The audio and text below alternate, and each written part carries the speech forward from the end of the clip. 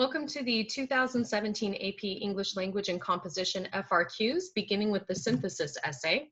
We know that we are given 40 minutes to write and 15 additional minutes to read and annotate and plan. So that's going to total 55 minutes here.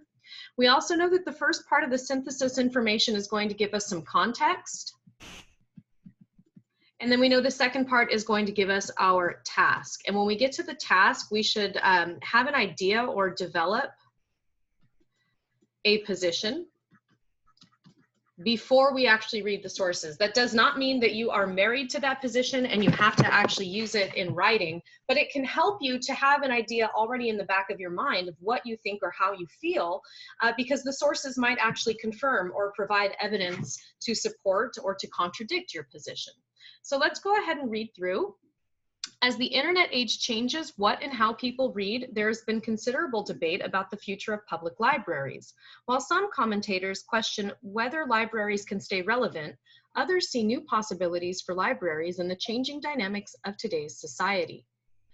Carefully read the following 6 sources, including the introductory information for each source. Then synthesize material from at least 3 of the sources and incorporate it into a coherent, well-written essay in which you develop a position on the role, if any, that public libraries should serve in the future.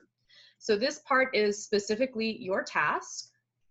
And you want to have an idea of what your position is before going into the sources. The role, if any, that public libraries should serve in the future. So should we keep them? Should we eliminate them? And if we do keep them, are we going to change the function of the public library?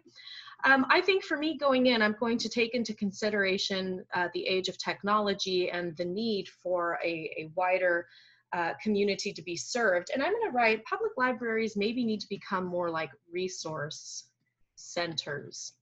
And in the back of my mind, I'm thinking of adult classes or education, skill building, community education, and I'm also actually thinking like job skills and employment, okay? So argument should be the focus of your essay. Use the sources to develop your argument and explain the reasoning for it. Avoid merely summarizing the sources. We have to indicate clearly the sources from which we are drawing, and of course, whether we are using direct or indirect evidence. We want to stick to A, B, C, D, E, F. It saves us precious seconds. So let's go ahead and start looking at our sources, including the background information for each source. This is an interview by Cecilia M. Orphan from the American Democracy Project blog, and it says the following is an excerpt from an interview with Nancy Kranich, the former president of the American Library Association, the main professional organization for librarians in the United States. An informed public constitutes the very foundation of a democracy. After all, democracies are about discourse among the people. If a free society is to survive, it must ensure the preservation of its records and provide free and open access to this information to all its citizens. It must ensure that citizens have the skills necessary to participate in the democratic process. It must allow unfettered dialogue and guarantee freedom of expression. All this is done in our libraries, the cornerstone of democracy in our communities. So we're getting a lot of information about how libraries serve democracy in our communities. Benjamin Franklin founded the first public lending library in the 1730s. His novel idea of sharing information resources was a radical one. In the rest of the civilized world, libraries were the property of the ruling classes and religion. The first significant tax-supported public libraries were organized in the mid-19th century, conceived as supplements to the public schools, as well as civilizing agents and objects of civic pride in a raw new country. Molesdane Sidney Ditzian noted that late 19th century public libraries continued the educational process where the schools left off, and by conducting a people's university, a wholesome, capable citizenry would be fully schooled in the conduct of a democratic life. That's interesting, wholesome, capable citizenry. Fully schooled in the conduct of a democratic life. By the 1920s, Learned popularized the idea of libraries as informal education centers. So that might actually go with what I had already thought of in my pre-planning. So I'm going to circle that. Followed by an American Library Association report establishing a board on library and adult education. During World War II, President Roosevelt equated libraries and democracy, heralding their role in creating an informed citizenry. So libraries equal informed citizens. It's really the big takeaway thus far.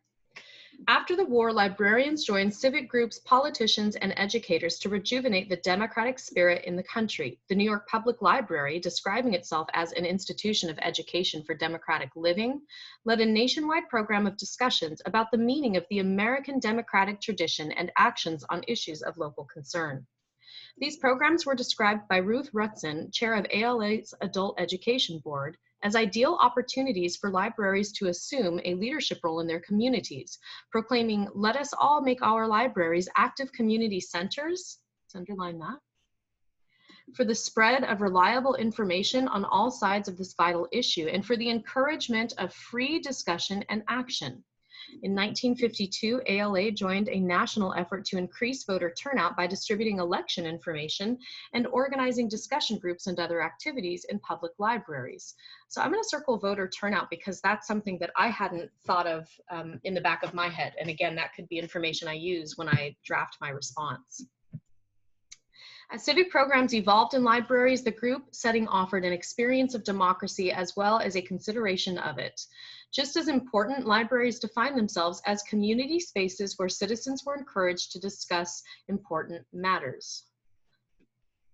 Repositioning libraries as informational civic learning agents fits the theory and practice of community inquiry conceived a century ago by John Dewey.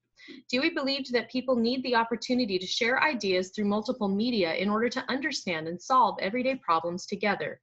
To this formulation, libraries bring their role as boundary spanners. Whether face-to-face or virtual, libraries build learning communities that bring people with mutual interests together to exchange information and learn about and solve problems of common concern. So I'm going to put public libraries equal unite people with info. Librarian of Congress Archibald MacLeish once avowed that librarians must become active, not passive agents of the democratic process. With renewed interest in promoting civic literacy and deliberative democracy around the country, libraries are poised to grasp this cause, build civic space, and reclaim their traditional role. As Dewey once wrote, democracy needs to be reborn in each generation, and education is its midwife. If libraries are to fulfill their civic mission in the information age, they must find active ways to engage community members in democratic discourse and community renewal. For, as political scientist Robert Putnam has stated parsimoniously, citizenship is not a spectator sport. Okay, so a rather lengthy source, but really a very informative one. For our paraphrase for source A, we're going to put libraries must remain, and then we might add free info / democracy / unite people. So a few different things up there just to kind of help us remember what we need to take away from this source. Source B is an excerpt from an Illinois Public Library's calendar of events. And if we look through, certainly we do see a lot of reading, books before kindergarten, reading summer. We see night owl story time, but check it out. You're also going to see computer class, a writer group for adults. You're going to see a drop-in visit, computer volunteers, family story time, so that's uniting families, cultural center, senior visits, dog training, environmental club 2. And you also see, if you look at the actual story times, you have different age groups and different genres. So really what you're seeing that there's a lot going on. Even community service here, you have nursing home visits and even film. So what we need to put here, public libraries equal more than books. This is a social center, and it's career and tech education with the Excel and the computer classes. It's also a place for active participation. So there we have some ideas jotted down for our second source. Source C is from, it's an excerpt from an article on the website of the Public Broadcasting Service, PBS, the largest public funded network in the United States. A recent Pew Research Center report uncovered a digital divide in the use of ebooks.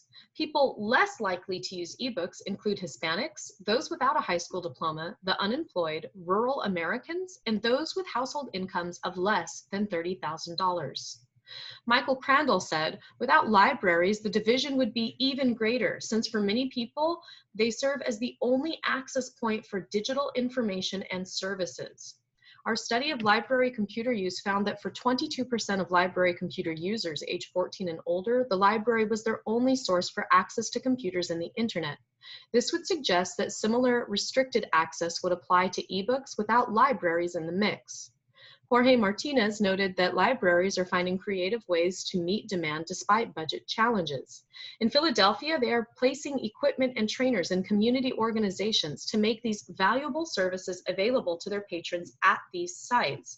So equipment and trainers at these sites, at the actual public libraries, even when their regular locations are closed due to budget cutbacks.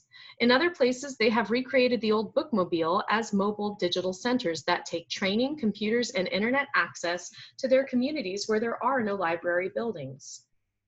Okay, so they're still providing those services. A recent op-ed put out by the Knight, Gates, and MacArthur Foundations cited several other innovative uses of library resources. I like that word, innovative. Bookmobiles have been supplemented by mobile computer labs, visiting minority communities in St. Paul to teach digital literacy classes in Spanish, Hmong, and Somali, for example. In Dover, Massachusetts, the library has installed QR codes around town that link signs at the market and playground to community information and services. Seattle Public Library offers live chats with librarians 24 hours a day, getting answers to reference questions and live homework help. So I'm going to put new roles of public library. It also mentioned an initiative at the main Chicago library called UMedia that lets any teen with the city library card have in-house access to computers plus video and audio recording equipment to create their own content with the help of a mentor. At another UMedia space in Miami, workshops help teens think critically and creatively about their lives by teaching them to publish an autobiographical digital story or to visualize their favorite books. Samantha Becker said, libraries are definitely in the middle of all this digital action, both working very hard to provide access to e-reading materials, as well as helping patrons enter into the e-reading marketplace by exposing them to e-reading devices through lending and device petting zoos, and helping them to learn to use new devices in classes and one-on-one sessions with librarians. Crandall said his study found that 2/3 of the library computer users asked a librarian for help in using the technology. So that's interesting,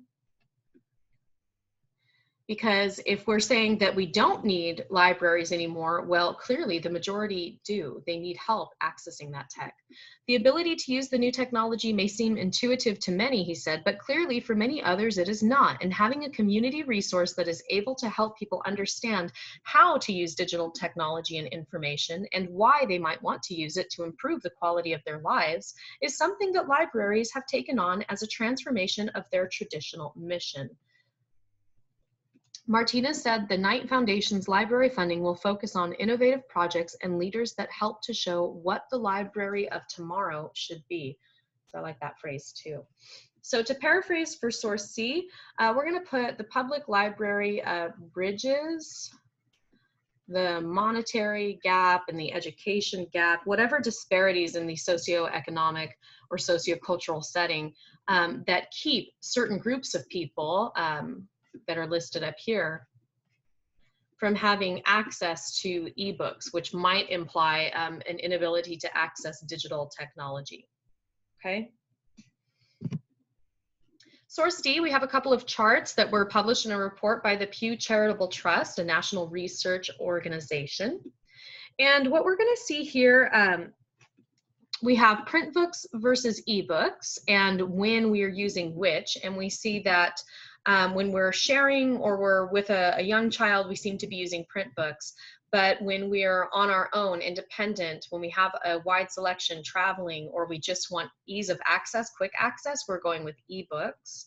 And then down below, what we're finding is that we need less help from librarians as we age. Okay, so it's not completely straight down, but it's close enough. So I'm going to put fewer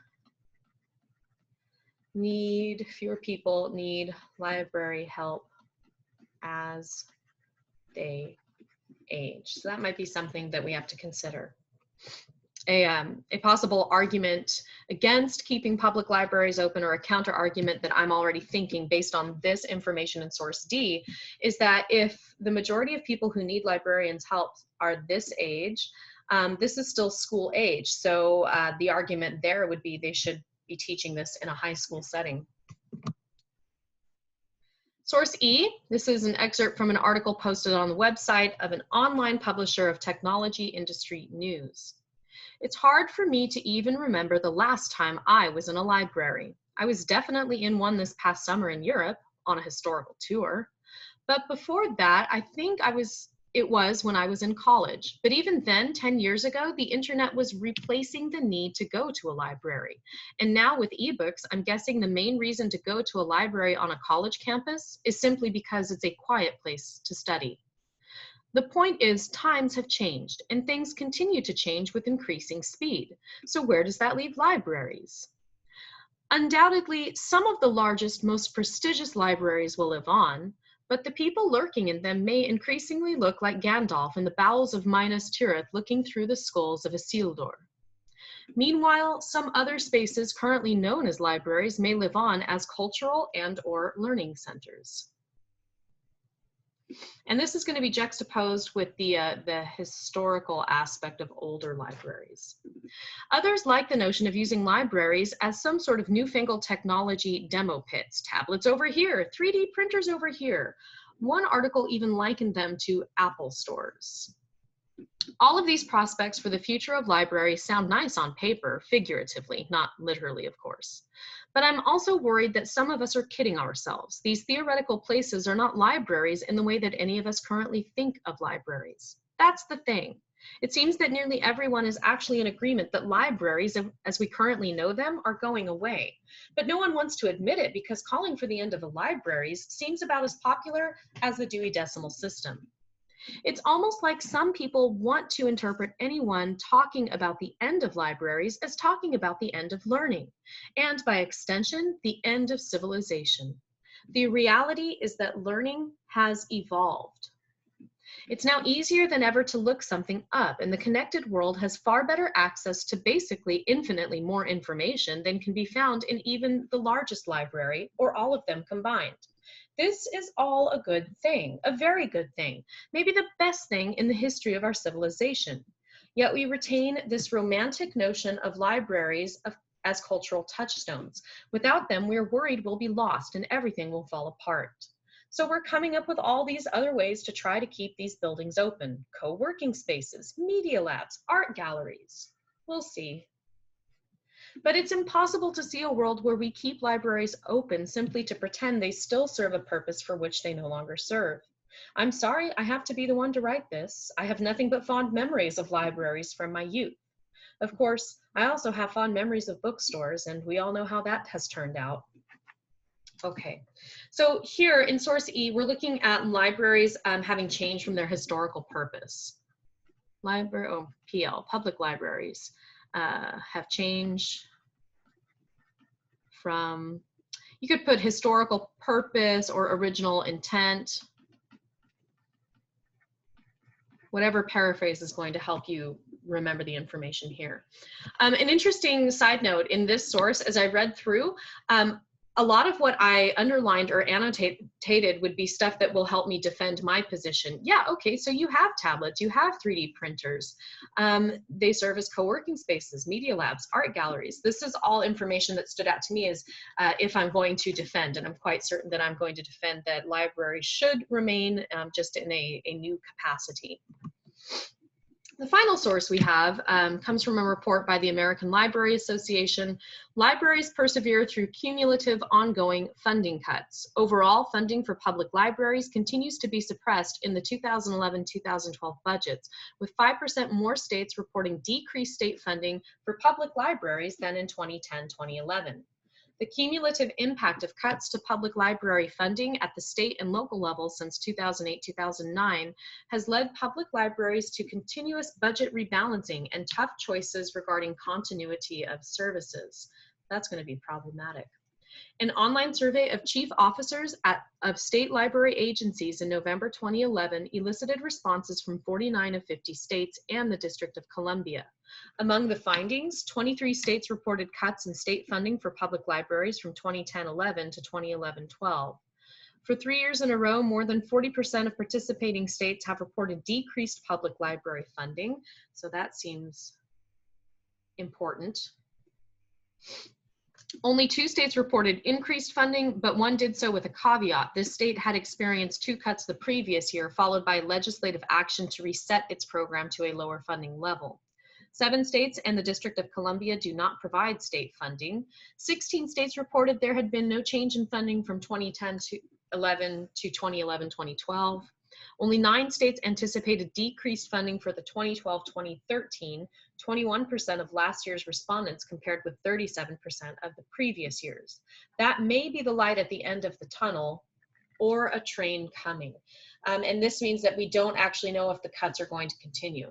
So we're going to put for source F, major cuts in public library funding. So if you're going to say that we should just do away with public libraries, this would be something to consider, that they're just not being funded anymore. Okay, so we've gone through all of our sources. And so now we have to put together our skeleton outline. Remember that we are being tasked to provide a well-written essay in which we develop a position on the role, if any, that public libraries should serve in the future. And my initial idea was to keep public libraries as a resource center, and I think I'm going to maintain that. And I'm just going to write as a working thesis, public libraries should be I'm going to say reinstated as the heart of any community.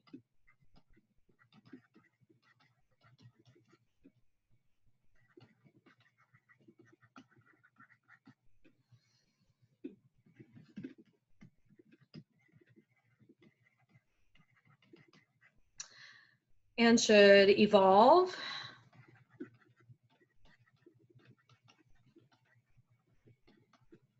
to host community events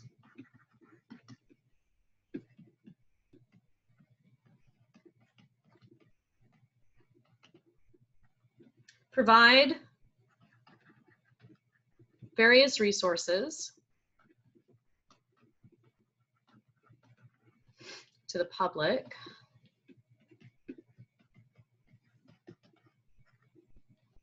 and maintain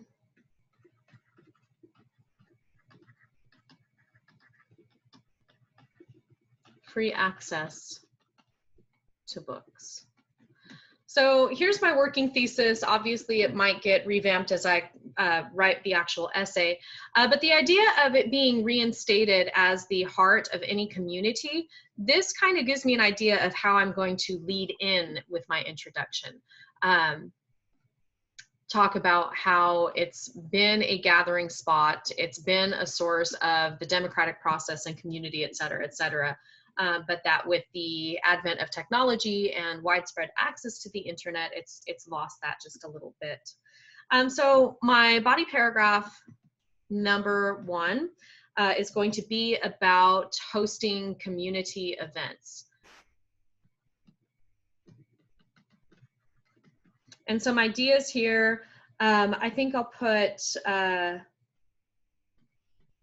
host story time / classes, provide a meeting place for various community groups, I might even talk about a community event. If you have a community art contest, remember the one source that was saying, oh, we'll probably just get rid of them, talked about the art gallery. So I'm going to put art display. That might be something I can talk about.